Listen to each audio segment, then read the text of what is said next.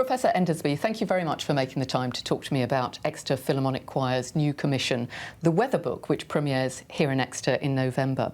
What was your reaction when you first heard about this project?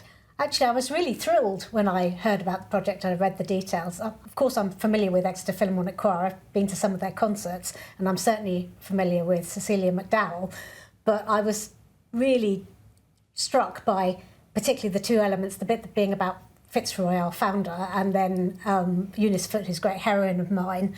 And what with that and me being a singer as well, it really ticks a lot of boxes. So I was very keen to support it any way I could. It really unites two of your interests, doesn't it? Meteorology and singing, and you sing in a number of choirs yourself. Can you tell me a little bit more about that, your passion?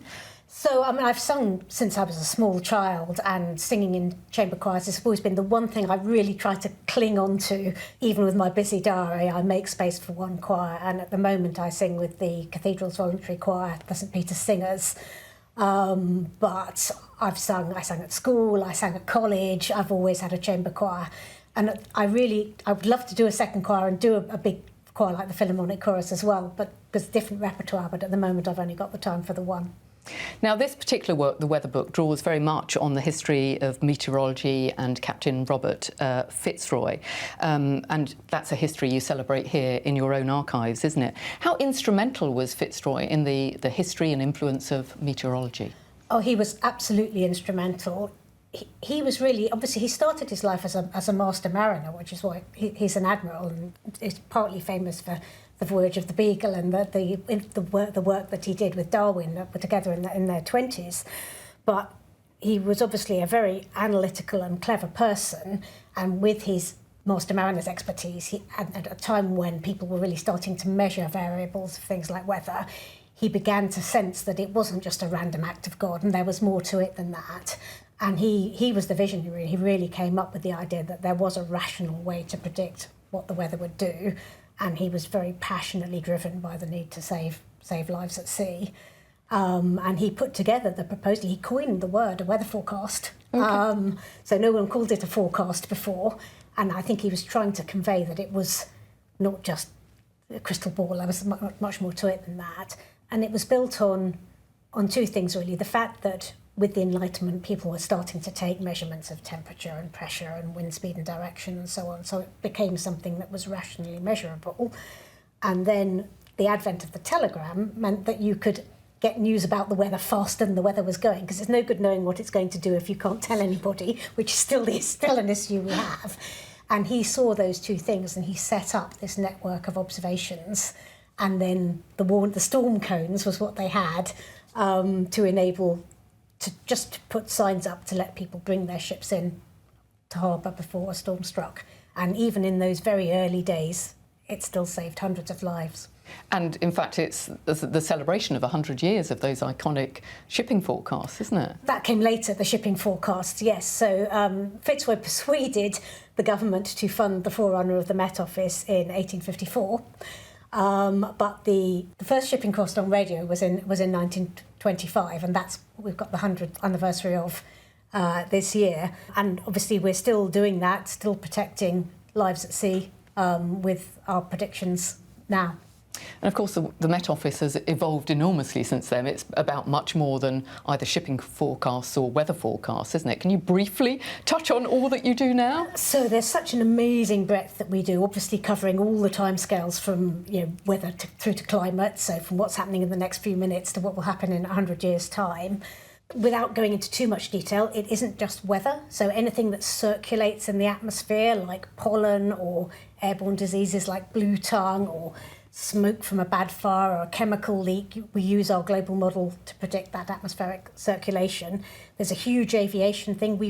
We're one of two centres routing all the high-level air traffic around the globe, the other one being in Washington, volcanic ash advice. And the other thing we do is space weather, which has got nothing to do with terrestrial weather, but still requires some of the same setup of expert science and 24/7, 365 teams that can warn about it. You are the first female chief executive of the Met Office, and of course this work also touches on women in science. There's a movement about Eunice Newton Foote. Can you talk to me a bit more about that? I will, but I will just digress and say, of course, in Exeter Philharmonic Choir, you have the first female chief scientist of the Met Office, Dame Julia Slingo, and there is this very strong, I think, overlap with maths and music, which means the Met Office is actually stuffed full of capable musicians. We've got an excellent little choir of our own, and an orchestra, and a wind band, and a jazz band, because there's so many musicians.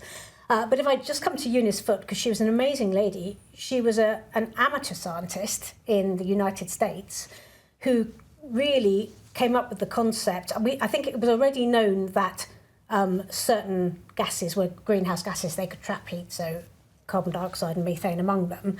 But it was Eunice Foote who began to realise that increasing carbon dioxide in the atmosphere could warm the planet, and actually went so far as to write a paper that put a number on what would happen if you doubled the carbon dioxide in the air.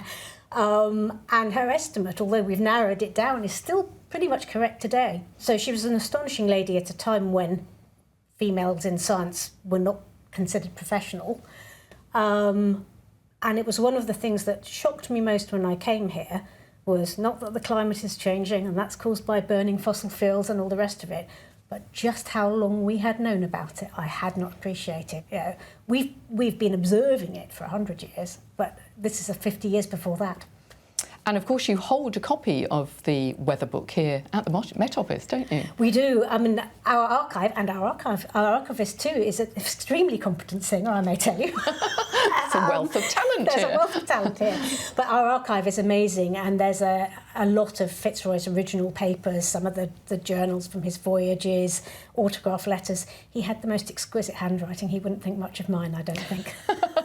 And I think you're loaning some copies of some of the archives to the choir to use in the pre-concert exhibition, aren't they? So I don't know if the originals are going. No, but I don't think so. Just I copies. doubt it. But we are certainly providing some of that information, though Catherine, our archivist, is providing some of that to be used in the accompanying materials in the exhibition, yes.